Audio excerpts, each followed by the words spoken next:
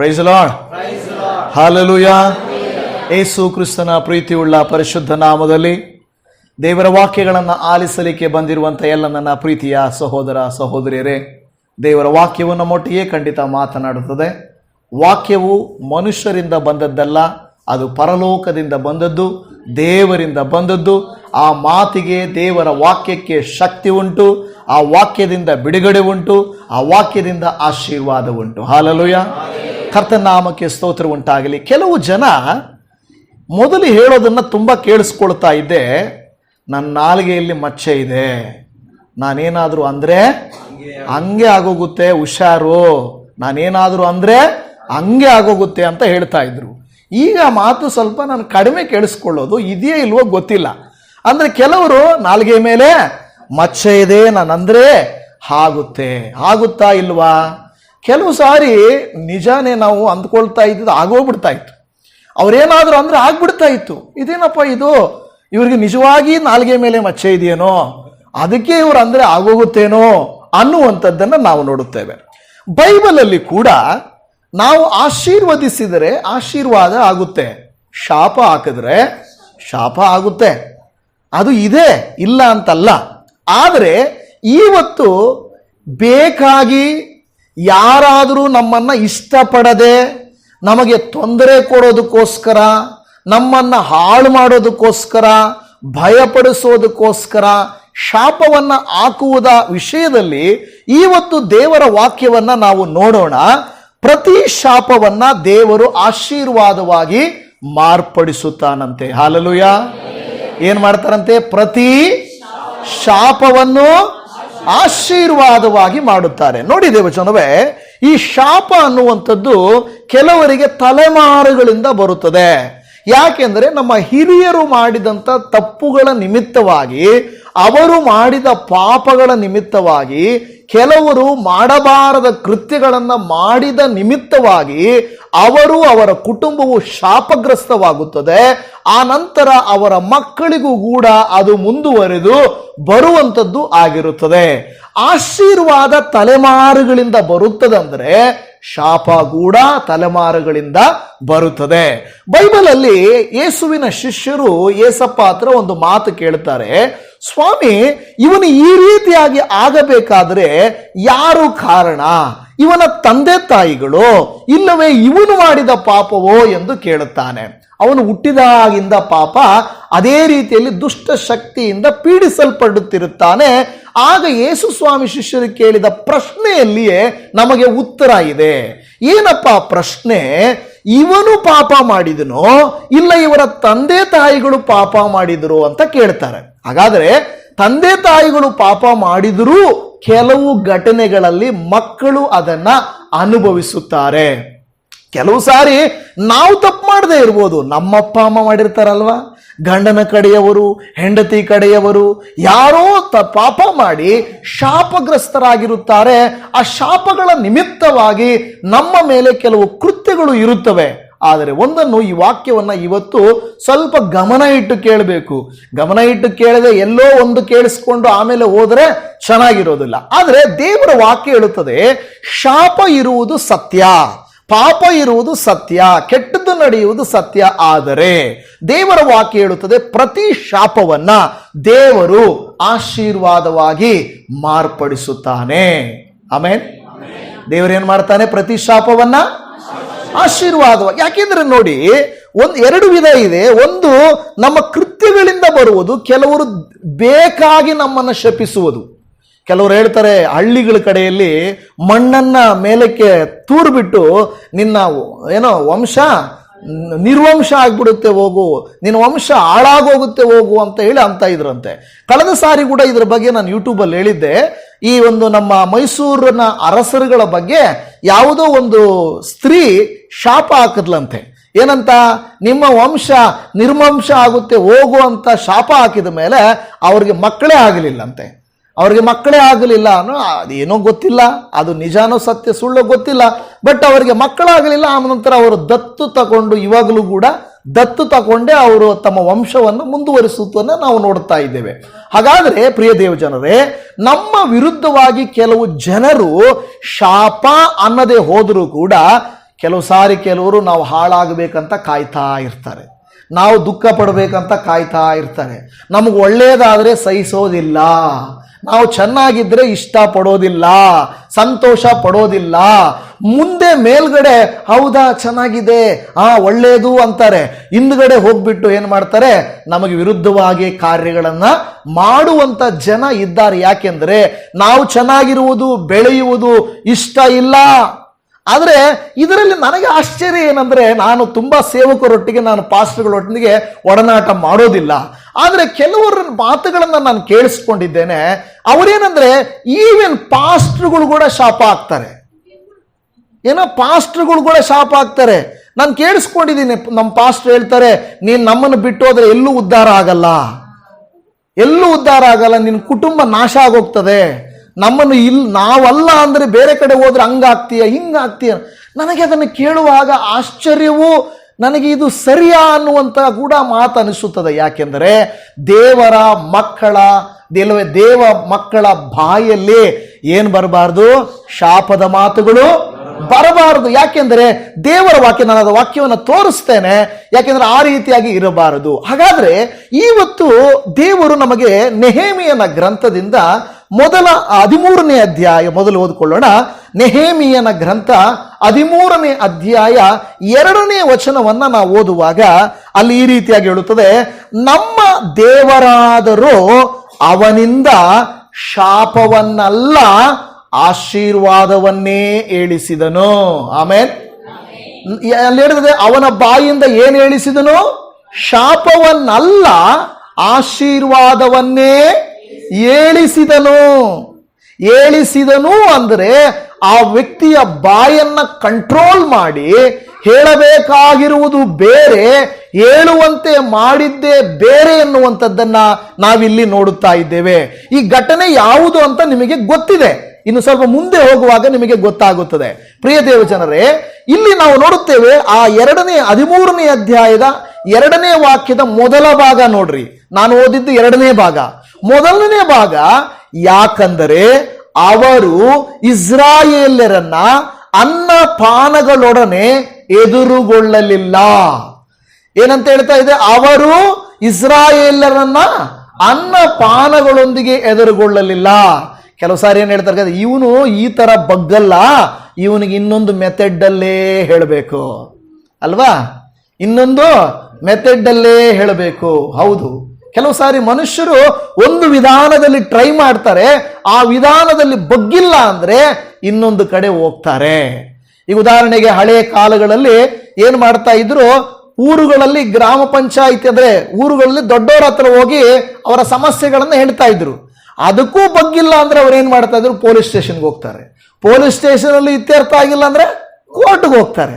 ಅಂದ್ರೆ ಈ ರೀತಿ ಇವ್ರು ಹಿಂಗ್ ಬಗ್ಗಲ್ಲ, ಇನ್ನೊಂದು ಮಾರ್ಗದಲ್ಲಿ ಹೋಗೋಣ, ಇನ್ನೊಂದು ರೀತಿಯಲ್ಲಿ ಇವನ್ನ ಬಗ್ಗಿಸೋಣ ಅಂತ ಪ್ರಯತ್ನ ಮಾಡ್ತಾರೆ. ಆ ಕಾಲದಲ್ಲಿ ಪೊಲೀಸ್ ಸ್ಟೇಷನ್ ಇರಲಿಲ್ಲ, ಆ ಕಾಲದಲ್ಲಿ ದೊಡ್ಡವರು ಇರಲಿಲ್ಲ, ಕೋರ್ಟ್ಗಳು ಇರಲಿಲ್ಲ. ಅದಕ್ಕೆ ಏನು ಮಾಡ್ತಾ ಇದ್ರು ಗೊತ್ತಾ, ಇವರು ಇಸ್ರಾಯೇಲರನ್ನ ಹೇಗಾದ್ರೂ ಮಾಡಿ ಬಗ್ಗಿಸ್ಬೇಕು, ಹೊಡಿಬೇಕು, ಆದ್ರೆ ಅವ್ರನ್ನ ನ್ಯಾಯವಾದ ರೀತಿಯಲ್ಲಿ ಅವನ್ನ ಏನು ತೊಂದರೆ ಮಾಡಕ್ಕೆ ಆಗಲ್ಲ, ನ್ಯಾಯವಾದ ರೀತಿಯಲ್ಲಿ ಆಗಲ್ಲ, ಅನ್ಯಾಯವಾದ ರೀತಿಯಲ್ಲಿ ಇವ್ರನ್ನೇನ್ ಮಾಡಬೇಕು, ಏನಾದರೂ ಮಾಡಬೇಕು. ಅದಕ್ಕೆ ಆ ಭಾಗದಲ್ಲಿ ನೋಡ್ರಿ, ಅವರನ್ನ ಅನ್ನಪಾನಗಳೊಡನೆ ಎದುರುಗೊಳ್ಳಲಿಲ್ಲ, ಅವರನ್ನ ಶಪಿಸುವುದಕ್ಕಾಗಿ ಬೀಳಾಮನಿಗೆ ಹಣ ಕೊಟ್ಟು ಅವನನ್ನ ಕರೆಸಿದರು. ಯಾರನ್ನ ಕರೆಸಿದರು? ಬೀಳಾಮನನ್ನ ಏನು ಕೊಟ್ಟು ಕರೆಸಿದರು? ಹಣ ಅಲ್ಲ, ಅದು ಲಂಚ ಕೊಟ್ಟು. ಲಂಚ ಕೊಟ್ಟು. ಯಾಕೆ? ಬೀಳಾಮನು ಯಾರು? ಪ್ರವಾದಿ. ಬೀಳಾಮನು ಏನಾಗಿದ್ದ? ದೇವರ ಮನುಷ್ಯ. ಅವನೇನಾದ್ರೂ ಹೇಳಿದ್ರೆ ಬಾಯಿಂದ ನಡೀತಾ ಇತ್ತು. ಈಗ ಇಸ್ರಾಯೇಲರ ಬೀಳಾಮನು ಇಸ್ರಾಯೇಲರ ಮನುಷ್ಯ, ಆದ್ರೆ ಅವನಿಗೆ ಹಣ ಕೊಟ್ಟು ಅವನ ಬಾಯಿಂದ ಇಸ್ರಾಯೇಲರನ್ನೇ ಶಪಿಸುವುದಕ್ಕಾಗಿ ಕರೆಸಿಕೊಂಡ್ರು. ಕೆಲವು ಸಾರಿ ನ್ಯಾಯ ಅವರ ಪಕ್ಷವಾಗಿ ಅನ್ಯಾಯ ಇದೆ ಅಂದ್ರೆ ದುಡ್ಡು ಕೊಟ್ಟು, ಈ ಕಾಲದಲ್ಲಿ ನೋಡ್ರಿ, ಈಗ ಉದಾಹರಣೆಗೆ ಒಬ್ಬರ ಕಡೆನೇ ನ್ಯಾಯ ಇರುತ್ತಪ್ಪ, ಒಬ್ಬರ ಕಡೆನೇ ಲಾಯರ್ ಇರ್ತಾರೆ. ಆದ್ರೆ ನ್ಯಾಯ ಇವ್ರ ಕಡೆ ಇದ್ರೂ ಕೂಡ ಇನ್ನೊಬ್ಬರು ಕೂಡ ಲಾಯರ್ ಬರ್ತಾರೆ. ಲಾಯರ್ಗೆ ಗೊತ್ತು ನಾವು ಹೋಗ್ತಾ ಇರೋದು ಅನ್ಯಾಯದ ವಿರುದ್ಧ, ಅಂದ್ರೆ ನ್ಯಾಯದ ವಿರುದ್ಧ ಹೋಗ್ತಾ ಇದೀವಿ. ಅವ್ರದೇ ಜಮೀನು, ಅವ್ರದೇ ವಸ್ತು, ಅವ್ರದೇ ಹಣ, ಅವ್ರು ಮಾಡಿದ್ದು ಸರಿ ಅಂತ ಗೊತ್ತಿದ್ರು ಕೂಡ ಆಪೋಸಿಟ್ ಲಾಯರ್ ಕೇಸ್ ತಗೊಳ್ತಾನೆ. ಯಾಕೆ? ದುಡ್ಡುಗೋಸ್ಕರ. ಏನಕ್ಕೋಸ್ಕರ? ಹೌದು, ಅವನಿಗೆ ಕ್ಲಿಯರ್ ಆಗಿ ಗೊತ್ತಾಗೋಗುತ್ತೆ ಇದು ಅವ್ರಿಗೆ ಸೇರ್ಬೇಕು, ಯಾಕೆಂದ್ರೆ ಅವ್ರದೇ ಇದು ವಸ್ತು ಅಂತ ಗೊತ್ತಿರುತ್ತೆ. ಆದರೂ ಕೂಡ ದುಡ್ಡುಗೋಸ್ಕರ ಇವ್ರೇನ್ ಮಾಡ್ತಾರೆ ಅಂದ್ರೆ ಆಪೋಸಿಟ್ ಆಗಿ ನಿಂತ್ಕೊಳ್ತಾರೆ. ಲಾಯರ್ಗಳಿಗೆ ದುಡ್ಡು ಬೇಕಷ್ಟೇ, ನ್ಯಾಯನ ಅನ್ಯಾಯ ಮಾಡ್ತಾರೆ. ಲಂಚ ಕೊಟ್ಟು ದುಡ್ಡು ಕೊಟ್ಟು ಸುಳ್ಳು ಸಾಕ್ಷಿಗಳನ್ನ ಕರೆಸ್ಕೊಂಡು ಬರ್ತಾರೆ, ಏನ್ ಬೇಕಾದ್ರೂ ಮಾಡ್ತಾರೆ. ಯೇಸು ಸ್ವಾಮಿ ಶಿಷ್ಯರು ಕದ್ದುಕೊಂಡೋಗಿದ್ದಾರೆ, ಅದಕ್ಕೆ ಹಂಗ್ ಹೇಳ್ರಿ ಅಂತ ಜನರಿಗೆ ದುಡ್ಡು ಕೊಟ್ಟು ಸುಳ್ಳು ಸಾಕ್ಷಿಗಳನ್ನ ಎಬ್ಬಿಸಿದ್ರಂತೆ.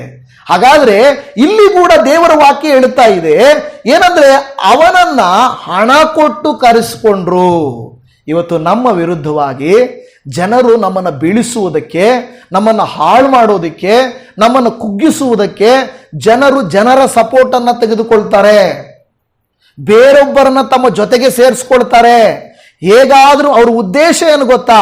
ಹೇಗಾದ್ರೂ ಮಾಡಿ ಇವ್ರಿಗೆ ಬುದ್ಧಿ ಕಲಿಸ್ಬೇಕು, ಹೇಗಾದ್ರೂ ಮಾಡಿ ಇವನ್ನ ನನ್ನ ಕೈ ಕೆಳಗೆ ಮಾಡ್ಕೋಬೇಕು, ಹೇಗಾದ್ರೂ ಮಾಡಿ ನನ್ನ ಸೇವಕನ ಮಾಡ್ಕೋಬೇಕು, ನಾನು ಹೇಳ್ದಾಗೆ ಮಾಡಬೇಕು ಅಂತ ಹೇಳಿಬಿಟ್ಟು ಕೆಲವು ಸಾರಿ ಜನರು ಬೇರೆಯವರ ಸುಳ್ಳು ಸಪೋರ್ಟ್ಗಳನ್ನು ತೆಗೆದುಕೊಳ್ತಾರೆ. ಇಲ್ಲಿ ನೋಡಿ ಅದೇ ರೀತಿಯಾಗಿ ನಡೆದಿದೆ. ಸುಳ್ಳು ಸಪೋರ್ಟ್ಗಳನ್ನು ತೆಗೆದುಕೊಂಡನು. ಆದರೆ ಒಂದು ವಿಷಯ ಗಮನಿಸಿರಿ, ಧರ್ಮೋಪದೇಶ ಕಾಂಡ ಗ್ರಂಥ 23ನೇ ಅಧ್ಯಾಯದ 5ನೇ ವಚನವನ್ನ ನೀವು ಓದಿದರೆ ಅಲ್ಲಿ ಒಂದು ಮಾತು, ಇದಕ್ಕೆ ಸಂಬಂಧಪಟ್ಟ ಮಾತು ಅಲ್ಲಿದೆ. ಆದರೂ ನಿಮ್ಮ ದೇವರಾದ ಯೆಹೋವನು ನಿಮ್ಮನ್ನು ಪ್ರೀತಿಸಿದ್ದರಿಂದ ಬೀಳಾಮನ ಮಾತಿಗೆ ಸಮ್ಮತಿಸದೆ ಅವನಿಂದ ಶಾಪವನ್ನು ನುಡಿಸದೆ ಆಶೀರ್ವಾದವನ್ನೇ ಹೇಳಿಸಿದನು. ಬೀಳಾಮನ ಕೈಯಲ್ಲಿ ಏನ್ ಮಾಡಲಿಲ್ಲ? ಶಾಪದ ಬದಲಾಗಿ ಆಶೀರ್ವಾದವನ್ನೇ ನುಡಿಸಿದನು. ಕಾರಣ ಏನು? ಏನಂತ ಹೇಳ್ತಾ ಇದ್ದಲ್ಲಿ? ನಿಮ್ಮನ್ನು ಪ್ರೀತಿಸಿದ್ದರಿಂದ. ಹಲ್ಲೆಲೂಯಾ. ದೇವರು ನಮ್ಮನ್ನ ಪ್ರೀತಿಸಿದರೆ ನಮಗೆ ವಿರುದ್ಧವಾಗಿ ಏನಾದರೂ ಒಂದು ಅಡ್ಡಿ ಬರ್ತಾ ಇದೆ, ಏನಾದರೂ ತೊಂದರೆ ಬರ್ತಾ ಇದೆ ಅಂದ್ರೆ ಅದನ್ನ ನೋಡಿಕೊಂಡು ದೇವರು ಸುಮ್ಮನೆ ಇರುವುದಿಲ್ಲ. ತನ್ನನ್ನ ಪ್ರೀತಿಸುವವರ ಹಿತಕ್ಕಾಗಿ ಆತನು ಎಲ್ಲವನ್ನು ಒಳ್ಳೆಯದೇ ಮಾಡ್ತಾರೆ. ಹಾಗಾದರೆ ನಾವು ದೇವರನ್ನ ಪ್ರೀತಿಸುತ್ತಿದ್ದರೆ ನಮ್ಮ ವಿರುದ್ಧವಾಗಿ ಯಾವ ಶಾಪ, ಯಾವ ತೊಂದರೆ ಬರದ ಹಾಗೆ ದೇವರು ಕಾಪಾಡುತ್ತಾನೆ. ಯೋಬನ ಕುಟುಂಬವನ್ನ ಯಾರು ಕಾಯ್ತಾ ಇದ್ರು?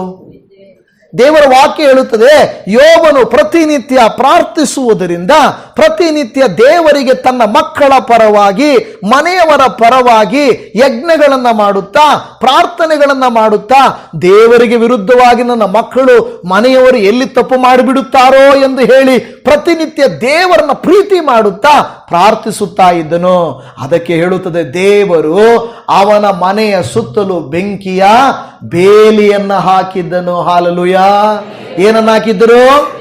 ಅದಕ್ಕೆ ಸೈತಾನನು ಬಂದು ಹೇಳುತ್ತಾನೆ, ನೀನು ನಿನ್ನ ಭಕ್ತನಾದ ಯೋಬನ ಮನೆಯ ಸುತ್ತಲೂ ಬೆಂಕಿಯ ಬೇಲಿಯನ್ನ ಹಾಕಿದ್ದಿ, ನಾನು ಹೇಗೆ ಅವರನ್ನ ಮುಟ್ಟಲಿ ಎಂದು ಹೇಳುತ್ತಾನೆ.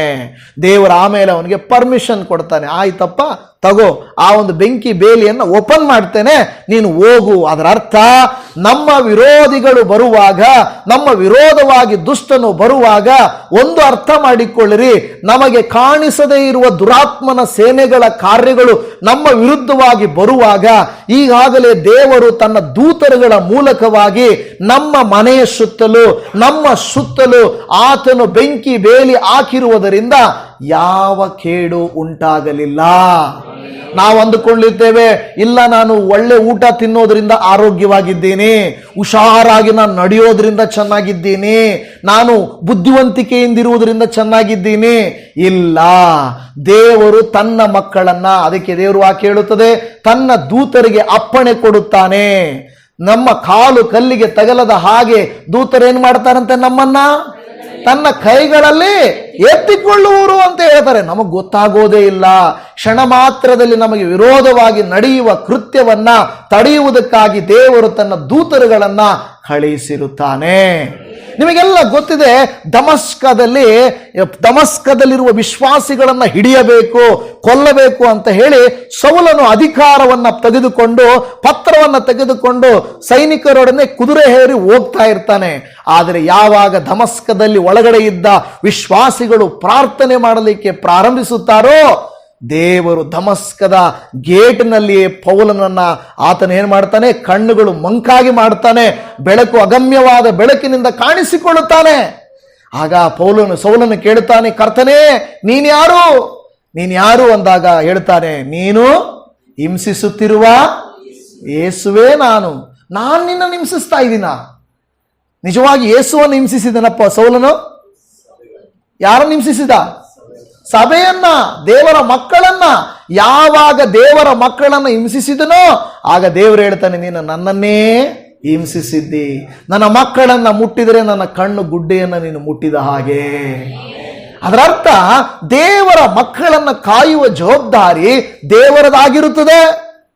ಇವತ್ತು ಆ ರೀತಿಯಾಗಿ ನಿಮಗೆ ಗೊತ್ತಿದೆ, ಪೇತ್ರನು ಸೆರೆಮನೆಯಲ್ಲಿದ್ದಾಗ, ಪೌಲಸೀಲರು ಸೆರೆಮನೆಗಳಲ್ಲಿದ್ದಾಗ ಸಭೆಯು ಪ್ರಾರ್ಥಿಸಲಾಗಿ ಭೂಕಂಪ ನಡೆಯಿತು.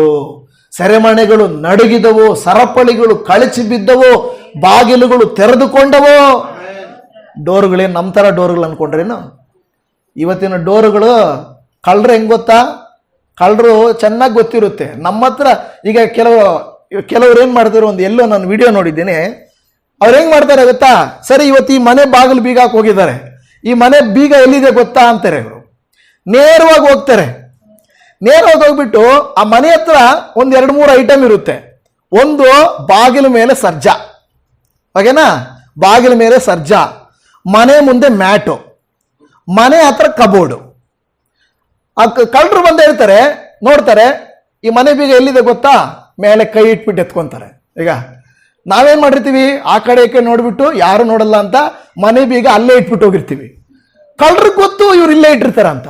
ಅಲ್ಲಿಲ್ವಾ? ಮ್ಯಾಟ್ ಎತ್ತು ಕೆಳಗಡೆ ಇರುತ್ತೆ. ಅಲ್ಲಿಲ್ವಾ? ಪಕ್ಕದಲ್ಲಿ ಕಬೋರ್ಡ್ ಇದೆ ನೋಡು, ಶೂ ಇದೆ ನೋಡು, ಚಪ್ಪಲಿ ಇದೆ ಅಲ್ಲಿ. ಅಂದ್ರೆ ನಾವ್ ಹೆಂಗಂದ್ರೆ ನಾವ್ ಇಟ್ಟಿರೋ ಕೀ ಯಾರಿಗೂ ಗೊತ್ತಿಲ್ಲ ಅನ್ನೋ ತರ ನಾವು ಅಲ್ಲೇ ಬೀಗ ಇಟ್ಟೋಗಿರ್ತೀವಿ. ಆದ್ರೆ ಕಳ್ಳರಿಗೆ ಗೊತ್ತು ಇವ್ರು ಬೀಗ ಎಲ್ಲಿಟ್ಟಿರ್ತಾರಂತ. ಇನ್ನೂ ಮುಂದಕ್ಕೆ ಹೋದ್ರೆ ನಮ್ಮ ಮನೆ ಬೀಗಗಳೆಲ್ಲ ಈಸಿಯಾಗಿ ಅವರು ತೆಗೆದಾಕ್ತಾರೆ, ಹೌದಲ್ವಾ? ಕೆಲವರು ಪಿನ್ನಿಟ್ಟು ತೆಗೆದಾಕ್ತಾರೆ. ಅಷ್ಟು ಖತರ್ನಾಕಿರುವಂತವ್ರು ಇರ್ತಾರೆ.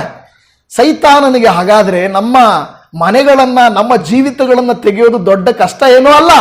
ಆದರೆ ದೇವರೇನಾದರೂ ಮುಚ್ಚಿದ್ರೆ ಅವನು ಏನು ತೆಗೆಯಕ್ಕೆ ಆಗಲ್ಲ. ಅದು ನಾವು ಗಮನಿಸಬೇಕು. ದೇವರು ಮುಚ್ಚಿರುವಾಗ ಅವನು ತೆಗೀಲಿಕ್ಕೆ ಸಾಧ್ಯ ಇಲ್ಲ. ಇವತ್ತು ದೇವಜನ ಗಮನಿಸಿರಿ, ದೇವರು ನಮ್ಮನ್ನ ಕಾಯುತ್ತಿರುವುದರಿಂದ, ದೇವರು ನಮ್ಮ ಸುತ್ತಲೂ ಬೆಂಕಿ ಬೇಲಿಯನ್ನು ಹಾಕಿದ್ದರೆ ಯಾವ ಶಾಪವು ನಮ್ಮ ವಿರೋಧವಾಗಿ ಬರುವುದಿಲ್ಲ. ಅದಕ್ಕೆ ಇಲ್ಲಿ ಹೇಳ್ತದೆ, ಯೆಹೋವನು ನಿಮ್ಮನ್ನು ಪ್ರೀತಿಸಿದ್ದರಿಂದ. ದೇವರು ನಮ್ಮನ್ನು ಪ್ರೀತಿಸಿದರೆ, ದೇವರು ನಮ್ಮ ಮೇಲೆ ಪ್ರೀತಿ ಇಟ್ಟಿದ್ದರೆ, ಯೋಬನ ಮನೆಯಂತೆ, ದಮಸ್ಕ ಪಟ್ಟಣದಂತೆ, ಆ ವಿಶ್ವಾಸಿಗಳಂತೆ ಯಾವ ದೇವರು ನಮ್ಮನ್ನು ಕೂಡ ಕಾಯುವಂತವರಾಗಿರುತ್ತಾರೆ. ಖಂಡಿತ ಶಾಪಗಳು ಜನರು ನಮ್ಮ ಮೇಲೆ ಹಾಕುವುದಕ್ಕೆ ಬರುತ್ತಾರೆ. ಆದರೆ ದೇವರು ವಾಕ್ಯ ಹೇಳುತ್ತದೆ, ನೀನು ನನ್ನನ್ನು ಪ್ರೀತಿಸಿದರೆ ನಿನ್ನನ್ನು ಕಾಯುವ ಜವಾಬ್ದಾರಿ ನನ್ನದು, ನಿನ್ನ ಮಕ್ಕಳನ್ನು ಕಾಯುವ ಜವಾಬ್ದಾರಿ ನನ್ನದು, ನಿನ್ನ ಮನೆಯನ್ನು ಕಾಯುವ ಜವಾಬ್ದಾರಿ ನನ್ನದು, ನಿನ್ನ ಭವಿಷ್ಯವನ್ನು ಕಾಯುವ ಜವಾಬ್ದಾರಿ ನನ್ನದು. ಆದರೆ ನಾವು ಸ್ವಬುದ್ಧಿಯನ್ನ ಆಧಾರ ಮಾಡಿಕೊಂಡು ದೇವರೇ ಬೇಕಾಗಿಲ್ಲ, ನಾನೇ ದುಡ್ಕೊಂತೀನಿ, ನಾನೇ ಬೆಳ್ಕೊಂತೀನಿ, ನಾನೇ ಚೆನ್ನಾಗಿರ್ತೀನಿ ಅಂತ ಹೋದ್ರೆ ಖಂಡಿತವಾಗಿ ನಾವು ಬಿದ್ದು ಹೋಗುತ್ತೇವೆ. ನೋಡಿ, ಇಲ್ಲಿ ಯಾಕೋಬನ ಪತ್ರಿಕೆ 3ನೇ ಅಧ್ಯಾಯದ 11ನೇ ವಾಕ್ಯದಲ್ಲಿ ಒಂದು ಮಾತು ಯಾಕೋಬ ಹೇಳುತ್ತಾ ಇದ್ದಾನೆ. ಹೊಸ ಒಡಂಬಡಿಕೆ ಯಾಕೋಬನ ಪತ್ರಿಕೆ ಅಲ್ಲಿ ಏನಂದ್ರೆ, ಊಟೆಯ ಒಂದೇ ಬಾಯಿಯಿಂದ ಸಿಹಿ ನೀರು ಕಹಿ ನೀರು ಎರಡು ಹೊರಡುವುದುಂಟೆ. ಎರಡು ಹೊರಡುವುದು. ಈಗ ಬೀಳಾಮನ್ ಯಾರು? ದೇವರ ಭಕ್ತ.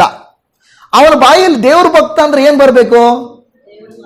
ದೇವರ ಮಾತೆ ಬರ್ಬೇಕಲ್ವಾ? ಈಗ ಆಲೋಚನೆ ಮಾಡಿ, ಕೆಲವರು ಹೇಳ್ತಾರೆ, ಭಾನುವಾರ ಆಲಯಕ್ಕೆ ಹೋಗೋ ಎಲ್ಲರೂ ಪರಿಶುದ್ಧರೇ. ನಾವೆಲ್ಲರೂ ಪರಿಶುದ್ಧರಲ್ವಾ? ಚರ್ಚಲ್ಲಿ ಬಂದಾಗ ಪ್ರೈಸ್ ದ ಲಾರ್ಡ್, ಸ್ತೋತ್ರಂ, ಗುಡ್ ಮಾರ್ನಿಂಗ್, ಚೆನ್ನಾಗಿದ್ದೀರಾ ಎಲ್ಲ ಬರ್ತದೆ. ಮನೆಗಳ ಹತ್ರ ಏನ್ ಭಾಷೆ ಬರುತ್ತೆ? ಏನ್ ಭಾಷೆ ಬರುತ್ತೆ? ಸಂಸ್ಕೃತ ಭಾಷೆನಾ? ಓಕೆ. ಕೆಲವರು, ಎಲ್ಲ ಕಡೆ ಅಲ್ಲಲ್ಲ, ಕೆಲವರು ಯಾಕೆಂದ್ರೆ ರೂಢಿಯಾಗಿ ಹೋಗಿರುತ್ತೆ.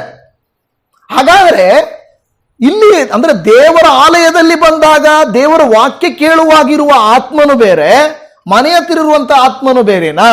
ಈಗ ಬೀಳಾಮನು ದೇವರ ಮನುಷ್ಯ, ಆಶೀರ್ವಾದ ಮಾತ್ರ ಮಾಡಬೇಕು ಅಂತ ದೇವರು ಹೇಳಿದ್ದಾನೆ. ಮತ್ತೆ ಶಾಪ ಹಾಕಕ್ಕೆ ಅವನಿಗೆ ಹೇಗೆ ಸಾಧ್ಯ? ಅವನಿಂದ ಹೇಗೆ ಸಾಧ್ಯ?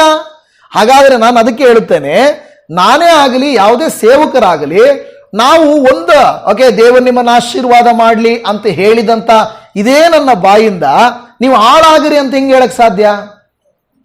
ಹೇಳಕ್ಕಾಗುತ್ತಾ? ಆಶೀರ್ವಾದ ಮಾಡುವುದು ಹಾಳು ಮಾಡುವುದು ದೇವರು ನನಗೆ ಅಧಿಕಾರ ಕೊಟ್ಟಿದ್ದಾರಾ? ದೇವರು ನಿಮ್ಮನ್ನು ಆಶೀರ್ವದಿಸಬೇಕು, ದೇವರು ನಿಮ್ಮನ್ನು ಉನ್ನತಿಗೆ ತರಬೇಕು, ನಾವಲ್ಲ. ಹಾಗಾದರೆ ಇಲ್ಲಿ ನೋಡಿ, ಮುಂದಕ್ಕೆ ನಿಮಗೆ ವಾಕ್ಯ ತೋರಿಸ್ತೇನೆ. ನಿಮ್ಮನ್ನ ಶಪಿಸುವವರನ್ನ ನೀವೇನ್ ಮಾಡಬೇಕು ಅಂತ ದೇವ್ರ ವಾಕ್ಯ ಹೇಳುತ್ತದೆ. ನಿಮ್ಮನ್ನ ಶಪಿಸುವವರನ್ನ ನಾವೇನ್ ಮಾಡ್ಬೇಕಂತೆ? ಆಶೀರ್ವದಿಸ್ಬೇಕು. ಆಯ್ತು ಬಿಡಪ್ಪ, ನೀನ್ ಚೆನ್ನಾಗಿರು, ಹಾಗೆ ಆಯ್ತು ಬಿಡು, ನಾನು ಕೆಟ್ಟೋದ್ರೂ ಪರವಾಗಿಲ್ಲ, ನನಗೇನಾದ್ರೂ ಪರವಾಗಿಲ್ಲ, ನೀನ್ ಚೆನ್ನಾಗಿರು ಅಂತಾನೆ ಹೇಳ್ಬೇಕು. ಬಟ್ ನಮಗಷ್ಟು ತಾಳ್ಮೆ ಇಲ್ಲ ಪಾಸ್ಟ್ರೆ, ನಮಗಷ್ಟು ತಾಳ್ಮೆ ಇಲ್ಲ. ಏನು ಅವ್ರೇನಾದ್ರೂ ಬೈದ್ರೆ ನಾವೇನ್ ಮಾಡ್ತೀವಿ? ಸುಮ್ಮನೆನಾ ಅವಕಾಶಕ್ಕಾಗಿ ಕಾಯ್ತಾ ಇರ್ತೀವಿ. ಇವತ್ತು ಸಿಕ್ಕಿಲ್ಲ ಅಂದ್ರೆ ಇವತ್ತು ಸಿಕ್ಕಿಲ್ಲ, ನಾಳೆ ಸಿಗ್ತೀಯ ನೋಡ್ತೀನಿ ಹೋಗು ಅಲ್ವಾ, ಇನ್ನೊಂದು ದಿವಸ ನೋಡ್ಕೊಳ್ತೀನಿ ಹೋಗು, ನನ್ನ ಟೈಮ್ ಬರ್ತದೆ, ಇವಾಗ ನಿನ್ನ ಟೈಮ್ ಇವಾಗ ಬಾ ಹೋಗು ಅಂತ ಹೇಳ್ತೀವಿ. ಆದರೆ ದೇವರು ಹೇಳ್ತಾರೆ, ನಾವು ಆಶೀರ್ವದಿಸಲ್ಪಡಬೇಕಾದರೆ ಯಾರಾದರೂ ನಮ್ಮನ್ನು ಶಪಿಸಿದರೆ ನಾವು ಅವರನ್ನ ಆಶೀರ್ವದಿಸಬೇಕು. ಕೀರ್ತನೆ 109 28ನೇ ವಾಕ್ಯವನ್ನ ನೀವು ಗಮನಿಸಿರಿ. 109:28, ಅವರು ಶಪಿಸಲಿ ಚಿಂತೆ ಇಲ್ಲ, ನೀನು ಆಶೀರ್ವದಿಸು. ಅವರು ಶಪಿಸಲಿ ಚಿಂತೆ ಇಲ್ಲ, ನೀನೇನು ಮಾಡು? ಆಶೀರ್ವದಿಸು. ಸುಲಭ ಅಲ್ಲ. ಯೇಸು ಸ್ವಾಮಿಯನ್ನ ಜನರು ಏನಂದ್ರು ಗೊತ್ತಾ? ಕೆಲವರು ನೀನು ದೆವ್ವ ಹಿಡಿದವನು ಅಂತರು. ಏನಂದ್ರು? ನಿನಗೇನಾಗಿದೆ? ದೆವ್ವ ಹಿಡಿದಿದೆ, ನೀನು ಅದ್ಭುತಗಳು ಮಾಡೋದು ದೆವ್ವದ ಸಹಾಯದಿಂದ ಅಂದ್ರು. ನಮ್ಮಂಥವ್ರಾದ್ರೆ ಏನಂತಾರೆ?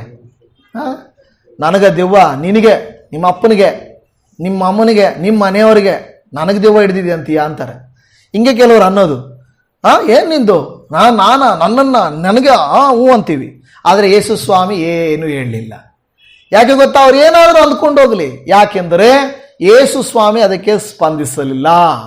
ಯೇಸು ಸ್ವಾಮಿ ಯಾರು ಆತನನ್ನು ಉಗಿದ್ರು, ಒಡೆದ್ರು, ಬೈದರು, ಪ್ರಶ್ನಿಸಿದರು, ಕ್ವಶನ್ ಕೇಳಿದ್ರು, ಅವರನ್ನ ಮತ್ತೆ ಹೀಯಾಳಿಸಲಿಲ್ಲ.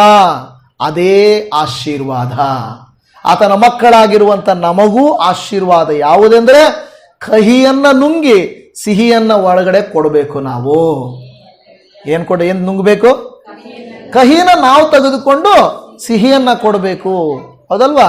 ಕಸದಿಂದ ರಸ ಅನ್ನುವ ರೀತಿಯಲ್ಲಿ ನಾವೇನು ಮಾಡಬೇಕು? ನಮಗೆ ಏನೇ ಕೆಟ್ಟದ್ದು ಬಂದರೂ ನಾವು ಒಳ್ಳೆಯದನ್ನೇ ಕೊಡಬೇಕು. ನಾವೇನು ಮಾಡ್ತೀವಿ? ಮಕ್ಕಳಿಗೆ ಏನು ಮಾಡ್ತೀವಿ? ಚೆನ್ನಾಗಿರೋ ಊಟ ಅವ್ರಿಗೆ ಕೊಟ್ಟು, ಒಂದು ವೇಳೆ ಸೀದೋಗಿರೋದು, ಒಣಗೋಗಿರೋದು, ಚೆನ್ನಾಗಿಲ್ಲದೆ ಇರೋದು ನಾವು ತಿಂತೀವಿ. ಯಾಕೆಂದ್ರೆ ಮಕ್ಕಳು ಚೆನ್ನಾಗಿರ್ಬೇಕು. ಹೌದಲ್ವಾ? ಹಾಗಾದರೆ ನಾವು ಜನರ ವಿಷಯದಲ್ಲಿ ಕೂಡ ಕೊಡುವುದು, ಹೇಳುವುದು, ಮಾತನಾಡುವುದು ಉತ್ತಮವಾದದ್ದನ್ನೇ ಕೊಡಬೇಕು. ಆಗ ದೇವರು ನಮಗೂ ಕೂಡ ಉತ್ತಮವಾದದ್ದನ್ನ ಕೊಡ್ತಾರೆ. ಸೊ ಅದಕ್ಕೆ ಕೀರ್ತನೆಗಾರನ ಹೇಳ್ತಾನೆ, ಆಶೀರ್ವದಿಸು, ಅವರು ಎದ್ದು ಅಪಮಾನ ಹೊಂದುವರು, ಆದರೆ ನಿನ್ನ ಸೇವಕನಾದ ನಾನು ಉಲ್ಲಾಸಿಸುವೆನು. ಈ ಮಾತನ್ನ ಲೂಕನು ಬರೆದ ಸುವಾರ್ತೆಯಲ್ಲಿ 6ನೇ ಅಧ್ಯಾಯದ 28ನೇ ವಾಕ್ಯದಲ್ಲಿ ಒಂದು ಮಾತಿದೆ. ಆ ಮಾತು ಎಲ್ಲರೂ ಓದಲೇಬೇಕು. ನಿಮ್ಮನ್ನು ಶಪಿಸುವವರಿಗೆ ಆಶೀರ್ವಾದ ಮಾಡಿರಿ, ನಿಮ್ಮನ್ನ ಬೈಯುವವರಿಗೋಸ್ಕರ ದೇವರನ್ನ ಪ್ರಾರ್ಥಿಸಿರಿ. ಸಾಧ್ಯನಾ? ಬೈಯೋರಿಗೋಸ್ಕರ ಏನ್ ಮಾಡ್ಬೇಕಂತೆ? ಪ್ರಾರ್ಥಿಸ್ಬೇಕು. ಪ್ರಾರ್ಥನೆ ಮಾಡ್ತೀವಿ ಪಾಸ್ಟ್ರೆ. ಏನಂತ? ಆ ಬೈದ ಬಾಯಿ ನಿಂತೋಗ್ಲಿ. ಏನಂತ? ಆ ಬೈದ ಬಾಯೇ, ಅವ್ರ ಮಾತೇ ಬರ್ದಂಗೆ ಹೋಗ್ಲಿ. ನನ್ನ ನೋಡಿದ್ರೆ ಇನ್ನು ಮುಂದೆ ಬಾಯಿ ತೆಗಿಬಾರ್ದು. ಫೆವಿಕಾಲ್ ಹಾಕಿ ಮುಚ್ಚದಂಗೆ ಇರಬೇಕು.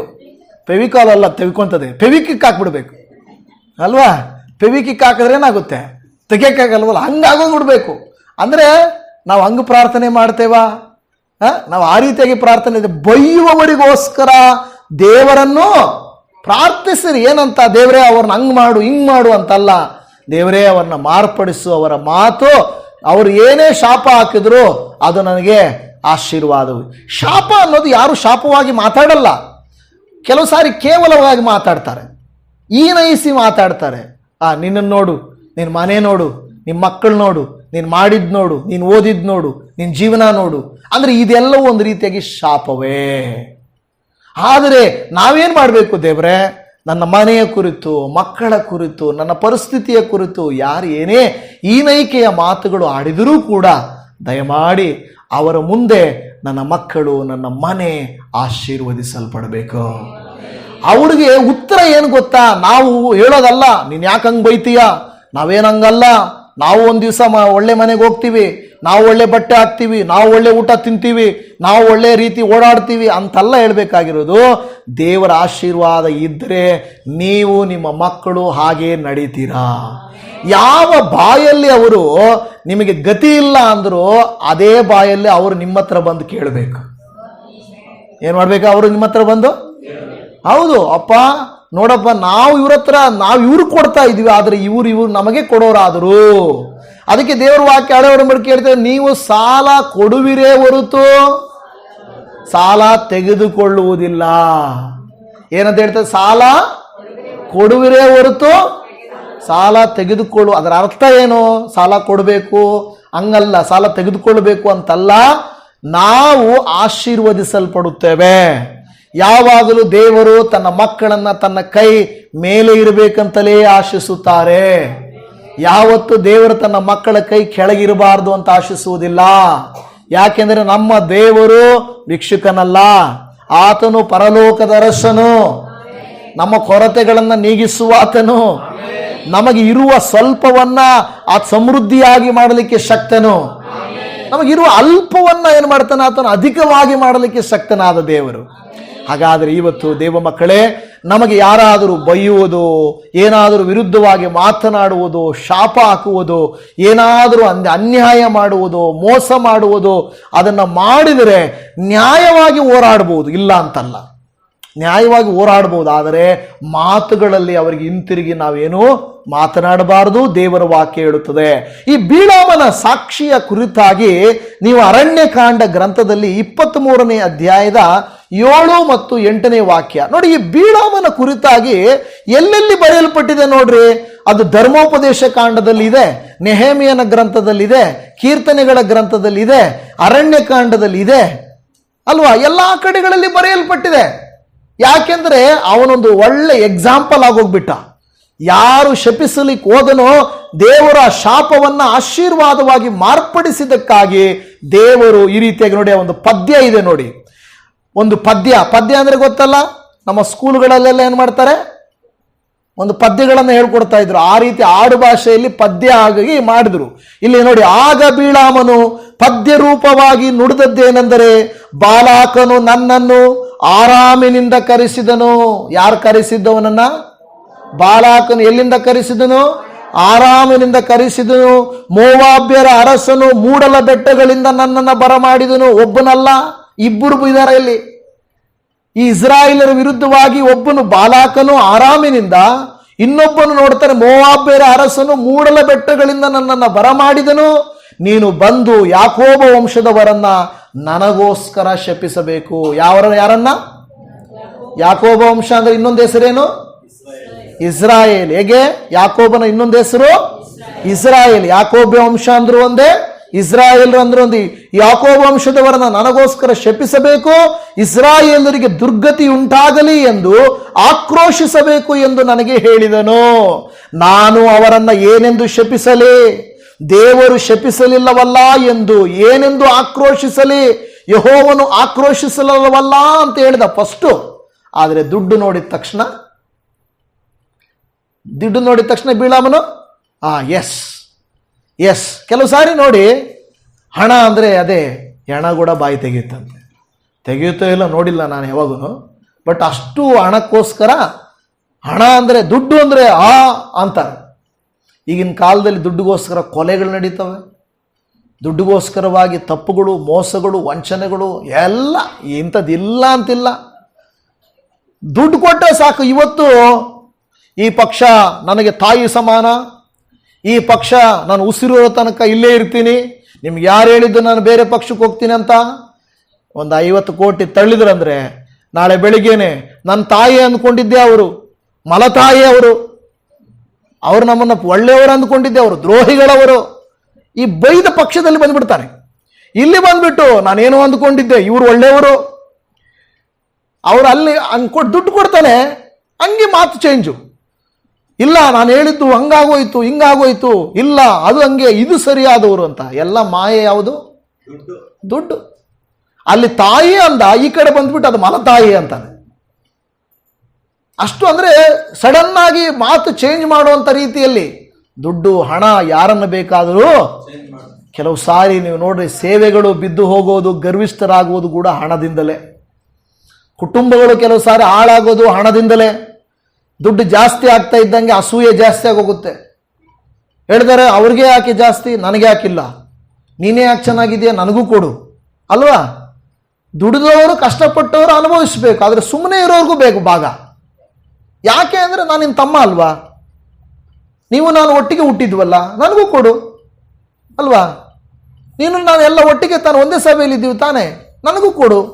ಅಂದರೆ ಆ ರೀತಿಯಾಗಿ ಹಣ ಅನ್ನುವುದಕ್ಕೆ ಬೀಳಾಮನೇನು ಮಾಡ್ದ, ಅವನ ಮಾತು ಬೇಡ ಅಂತವನು ಕೂಡ ಆಶೀರ್ವಾದವನ್ನ ತಳ್ಳಿಬಿಟ್ಟು ಶಪಿಸಲಿಕ್ಕೆ. ಒಂದು ವೇಳೆ ನಿಮ್ಮನ್ನ ವಿನಾಕಾರಣ ಶಪಿಸುತ್ತಿದ್ರೆ ಏನು ಮಾಡಬೇಕು? ಒಂದು ವೇಳೆ ಯಾರಾದರೂ ವಿನಾಕಾರಣ ನಿನಗೆ ಒಳ್ಳೇದಾಗಲ್ಲ ಹೋಗು, ನೀನು ಹಾಳಾಗಿ ಹೋಗ್ತೀಯ ಹೋಗು, ಈ ಪದಗಳು ನಾನು ಹೇಳ್ಬಾರ್ದು, ಬಟ್ ಸಾಧಾರಣವಾಗಿ ಜನರು ಹೇಳೋ ಮಾತು, ನಾನು ಹಿಂಗೆ ಮಾಡಿದೆಯಲ್ಲ ನಿನಗೆ ಆಗುತ್ತೆ ಹೋಗು, ನೀನು ನಿನ್ನ ಮಕ್ಕಳು ಅನುಭವಿಸ್ತಿರೋ ಹೋಗು, ಈ ಥರ ಏನೋ ಕೆಲವು ಪದಗಳನ್ನು ಹೇಳ್ತಾರೆ. ಆ ಸಮಯದಲ್ಲಿ ಏನು ಮಾಡಬೇಕು? ಕೆಲವರು ಭಯ ಬಿದ್ದು ಹೋಗ್ತೀವಿ. ಅಯ್ಯೋ ಇವರು ಶಾಪ ಆಗ್ತಾವ್ರಂದ್ರೆ ನನಗೇನೋ ಆಗುತ್ತೆ ಅಂತ. ಜ್ಞಾನೋಕ್ತಿಗಳ ಗ್ರಂಥದಲ್ಲಿ 26ನೇ ಅಧ್ಯಾಯದ 2ನೇ ವಚನವನ್ನು ನೋಡ್ರಿ. ಜ್ಞಾನೋಕ್ತಿಗಳ ಗ್ರಂಥ 26:2. ಕುಪ್ಪಳಿಸುತ್ತಿರುವ ಗುಬ್ಬಿಯಂತೆ ಹಾರಾಡುವ ಬಾಲಕಿಯ ಹಾಗೆ ನಿಮಿತ್ತವಿಲ್ಲದೆ ಕೊಟ್ಟ ಶಾಪವು ಎರಗಿ ನಿಲ್ಲದು. ಎಂಥ ಶಾಪ ನಿಲ್ಲುವುದಿಲ್ಲಂತೆ? ಇಲ್ಲಿ ಹೇಳ್ತಾ ಇದೆ, ಕುಪ್ಪಳಿಸುತ್ತಿರುವ ಗುಬ್ಬಿ, ಅದು ಕುಪ್ಪಳಿಸ್ತಾ ಇರ್ತದೆ. ನೀವು ನೋಡಿ, ಕೆಲವು ಗುಬ್ಬಿಗಳನ್ನು ನೋಡ್ರಿ, ಇನ್ನೇನು ಕೆಳಗೆ ಬರ್ತವೆ ಅಂತ ಹಂಗೆ ಟಪ್ ಅಂತ ಮೇಲಕ್ಕೆ ಹೋಗ್ತವೆ, ಒಂದು ಕಡೆ ಇರೋದಿಲ್ಲ. ಅವು ಕೆಳಗೆ ಬರ್ತವೇನೋ ಅಂದ್ಕೊಂಡೇ ಇರ್ತೀವಿ, ಆದರೆ ಕೆಳಕ್ಕೆ ಅವು ಬರಲ್ಲ. ಅದರ ಅರ್ಥ ನೋಡಿ, ಕುಪ್ಪಳಿಸುತ್ತಿರುವ ಗುಬ್ಬಿಯಂತೆ ಹಾರಾಡುವ ಬಾನಕ್ಕಿಯ ಹಾಗೆ. ಅದು ಬರ್ತದೆ ಬರ್ತದೆ ಬರ್ತದೆ ಅಂದ್ಕೊಂಡಿರ್ತೀವಿ, ಅದು ಬರೋದೇ ಇಲ್ಲ. ಅದಕ್ಕೆ ಬೈಬಲ್ ಅದಕ್ಕೆ ಹೋಲಿಸ್ತಾ ಇದೆ, ಅವರ ಮಾತುಗಳು ಅಲ್ಲೇ ಇರ್ತವೆ, ನಿನಗೆ ತಟ್ಟಲ್ಲ, ನಿನಗೇನು ಆಗಲ್ಲ, ಚಿಂತೆ ಮಾಡಬೇಡ. ಆ ಶಾಪಗಳು ಗಾಳಿಯಲ್ಲೇ ಇರುತ್ತವೆ, ಅವು ನಿನ್ನ ಕಡೆಗೆ ಬರುವುದಿಲ್ಲ. ಆದರೆ ಕೆಲವು ಸಾರಿ ನಂಬಿದ್ರೆ ಬಂದ್ಬಿಡ್ತವೆ. ನನಗೆ ಆಗುತ್ತೆ ಅಂತ ನೀವು ನಂಬಿದ್ರೆ ಅಂದ್ರೆ ಖಂಡಿತ ಅವು ಬಂದೇ ಬಿಡ್ತವೆ. ಆದರೆ ನಾವು ನಂಬಬಾರದು, ಅವು ನನ್ನ ಬಳಿಗೆ ಬರುವುದಿಲ್ಲ, ಶಾಪವು ನಿಮಗೆ ತಟ್ಟುವುದಿಲ್ಲ. ನನ್ನ ಪ್ರಿಯ ದೇವಜನರು, ಇವತ್ತು ದೇವರ ವಾಕ್ಯ ಹೇಳುತ್ತದೆ, ಒಂದು ವೇಳೆ ನಿಮ್ಮ ಮೇಲೆ ಶಾಪವು ಇದ್ದರೆ, ಇವತ್ತು ಒಂದು ದೇವರ ವಾಕ್ಯವು ನಿಮಗೆ ಹೇಳುತ್ತದೆ, ಶಾಪವನ್ನ ಆಶೀರ್ವಾದವಾಗಿ ಮಾರ್ಪಡಿಸಿಕೊಡುವನು. ನೋಡಿ, ತಟ್ಟೋದಿಲ್ಲ. ಒಂದು ವೇಳೆ ತಟ್ಟಿದ್ರೂ ಕೂಡ ನಿಮಗೆ ಪರಿಷ್ಕಾರ ಇದೆ, ಬಿಡುಗಡೆ ಇದೆ. ಯಾಕೆಂದರೆ ದೇವರಿಂದ ಅಸಾಧ್ಯವಾದದ್ದು ಯಾವುದೂ ಇಲ್ಲ. ಅದಕ್ಕೆ ಹೇಳ್ತಾ ಇದೆ, ಯೋಹಾನನು ಬರೆದ ಸುವಾರ್ತೆಯಲ್ಲಿ 2ನೇ ಅಧ್ಯಾಯ 7-10 ಓದಬೇಕಾಗಿಲ್ಲ. ಅಲ್ಲಿ ಹೇಳುತ್ತದೆ, ಯೇಸು ಸ್ವಾಮಿ ನೀರನ್ನ ದ್ರಾಕ್ಷಾರಸವಾಗಿ ಮಾರ್ಪಡಿಸಿದನು. ನಿಮಗೆಲ್ಲ ಗೊತ್ತಿದೆಯಲ್ಲ. ಅದಕ್ಕೆ ನೀರಿಗೆ ಏನು ಹೇಳ್ತಾರೆ? ನೀರಿಗೆ ಬಣ್ಣವಿಲ್ಲ, ರುಚಿ ಇಲ್ಲ, ವಾಸನೆ ಇಲ್ಲ.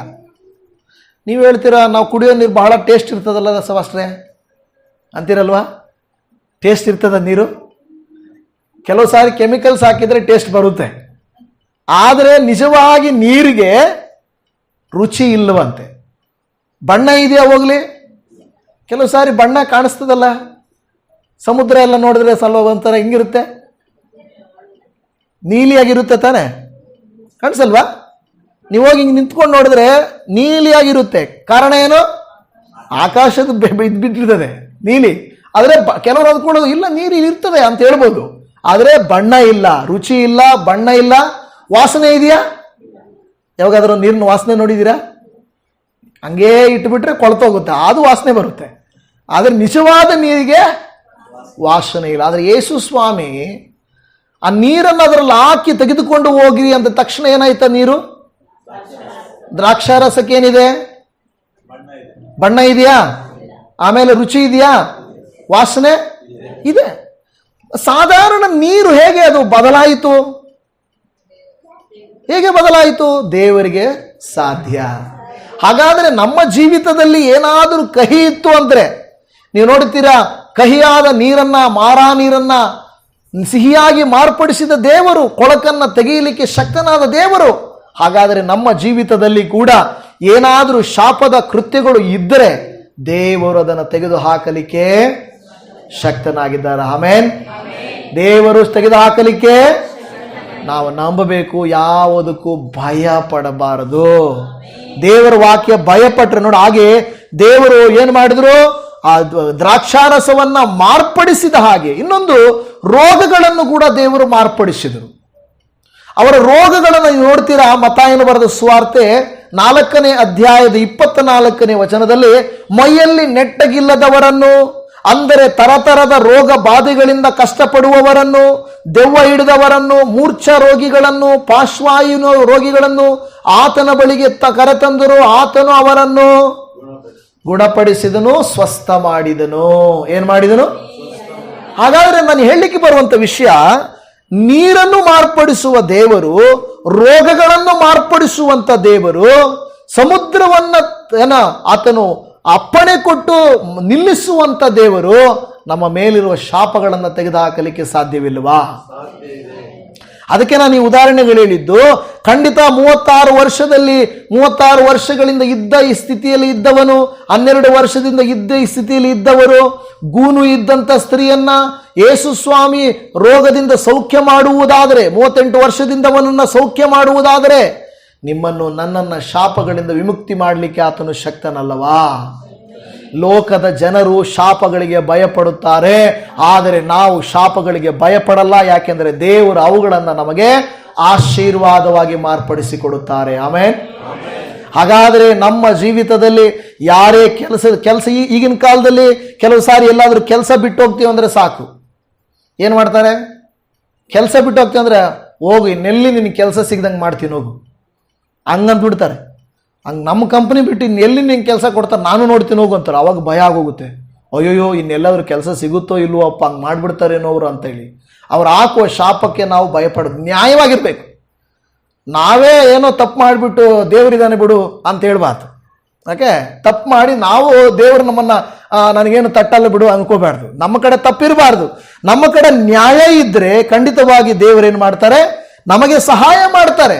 ಇವತ್ತು ದೇವಜನವೇ, ಸಮಯ ಕಡಿಮೆ ಇದೆ, ನಾನು ಹೇಳುತ್ತೇನೆ, ನಮ್ಮ ವಿರೋಧವಾಗಿ ಯಾವ ವಿಧವಾದಂಥ ಏನು ನಕಾರಾತ್ಮಕವಾದಂಥ, ಭಯಪಡಿಸುವಂಥ, ಶಾಪ ಹಾಕುವಂಥ, ನಮ್ಮನ್ನು ಕುಗ್ಗಿಸುವಂಥ ಮಾತುಗಳಿಗೆ ನಾವು ಹೆದರಬಾರದು.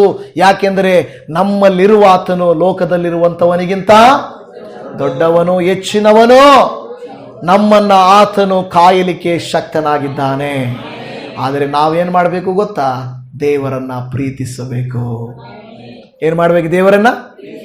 ದೇವರನ್ನ ಪ್ರೀತಿಸುತ್ತಾ ಇದ್ದರೆ ನಮ್ಮ ಮೇಲೆ ಬರುವ ಯಾವ ವಿಪತ್ತುಗಳನ್ನು, ಅನಾರೋಗ್ಯಗಳನ್ನು, ಶಾಪಗಳನ್ನು ಆತನು ಬರದ ಹಾಗೆ ತಡೆಯಲಿಕ್ಕೆ ಆತನು ತನ್ನ ದೂತರುಗಳಿಗೆ ಅಪ್ಪಣೆಯನ್ನ ಕೊಡುತ್ತಾನೆ. ಹಾಗಾದ್ರೆ ನಮ್ಮ ಕಣ್ಣುಗಳನ್ನು ಮುಚ್ಚೋಣ, ನಾವು ಪ್ರಾರ್ಥನೆ ಮಾಡಿಕೊಳ್ಳೋಣ. ಇವತ್ತು ನಿಮಗೆ ಯಾರಿಗಾದರೂ ಏನಾದರೂ ಆ ರೀತಿಯಾಗಿ ಭಯ ಇದ್ದರೆ, ಏನಾದರೂ ದೇವರೇ ನನ್ನ ಮನಸ್ಸಲ್ಲಿ ಏನೋ ಒಂದು ಕಳವಳ, ಏನೋ ಒಂದು ವಿಧವಾದಂಥ ನನಗೆ ನನ್ನ ಕುಟುಂಬಕ್ಕೆ ವಿರೋಧವಾಗಿ ಏನೋ ಶಾಪ ಇದೆಯೇನೋ, ನನಗೇನಾದರೂ ವಿರೋಧ ಇದೆಯೇನೋ, ಅದಕ್ಕೆ ನಾನು ಕೈ ಹಾಕಿದ ಕೆಲಸ ನೆರವೇರ್ತಾ ಇಲ್ಲ, ನಾನು ಮಾಡ್ತಾ ಇರುವಂಥ ಕಾರ್ಯಗಳು ಫಲಿಸ್ತಾ ಇಲ್ಲ, ನನ್ನ ಮಕ್ಕಳು, ನಾನು, ನನ್ನ ಕುಟುಂಬ ಸರಿಯಾಗಿ ಆಗ್ತಾ ಇಲ್ಲ ಅಂತ ನಿಮಗೇನಾದರೂ ಅನಿಸ್ತಾ ಇದ್ರೆ ಇವತ್ತು ಹೇಳ್ರಿ, ಯೇಸುವಿನ ರಕ್ತದಿಂದ ನನ್ನ ವಿರೋಧವಾಗಿರುವ ಪ್ರತಿ ಶಾಪದ ಮಾತುಗಳು, ಪ್ರತಿ ದುಷ್ಟನ ಕಾರ್ಯಗಳು, ನಕಾರಾತ್ಮಕವಾದ ಕಾರ್ಯಗಳು, ಮನುಷ್ಯ ಕಲ್ಪಿತವಾದ ಕಾರ್ಯಗಳು ಯೇಸುವಿನ ರಕ್ತದಿಂದ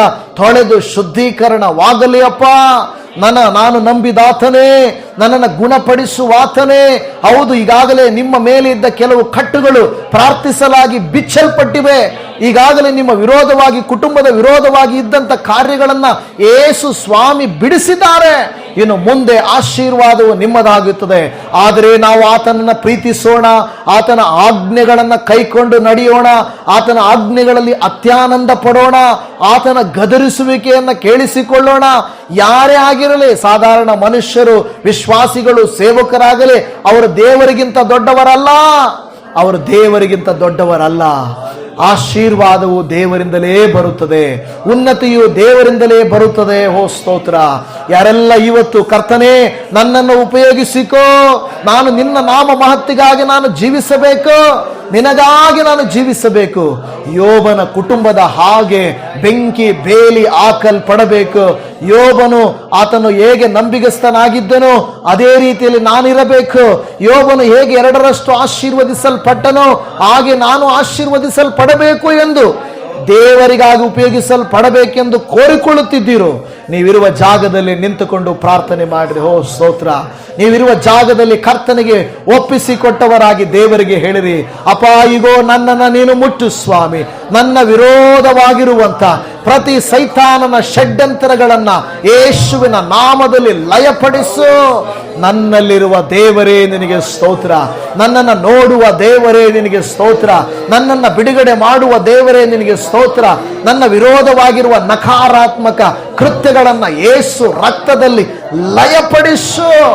ನನ್ನ ಮೇಲೆ ನಿನ್ನ ಅಭಿಷೇಕವಿರಲಿ ಅಪ್ಪ. ಯಾರು ನನ್ನ ಸುತ್ತಲೂ ಏನೇ ಮಾಡಿದರು, ಏನೇ ಹಾಡಿದರು, ಓ ನನಗೆ ತಟ್ಟುವುದಿಲ್ಲ, ನನಗೆ ತಟ್ಟುವುದಿಲ್ಲ. ಯಾಕೆಂದರೆ ನನ್ನ ದೇವರು ನನ್ನನ್ನ ಪ್ರೀತಿಸುತ್ತಾನೆ, ನಾನು ಕೂಡ ನನ್ನ ದೇವರನ್ನ ಪ್ರೀತಿಸುತ್ತೇನೆ. ನನ್ನ ದೇವರು ನನ್ನನ್ನು ಕೈ ಬಿಡುವುದಿಲ್ಲ ಅಪ್ಪ.